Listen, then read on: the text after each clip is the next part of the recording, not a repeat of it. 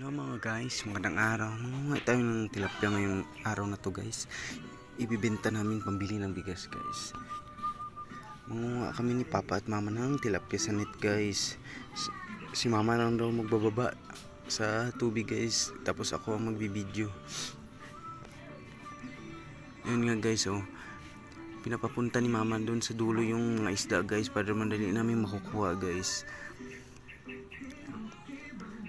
Ayun guys, ang galing talaga yung Mama kumuha ng isda guys, ang lupit. Hindi siya masyadong malalim guys, hanggang tuhod lang, kaya madali makakuha ng isda galing sa net. Ayun guys, nasa dulo na si Mama guys, ang bilis talaga. Ayun, nasa dulo na yung mga isda guys, kinukuha ni Mama. At hindi ako makababa guys kasi may sakit yung paa ko.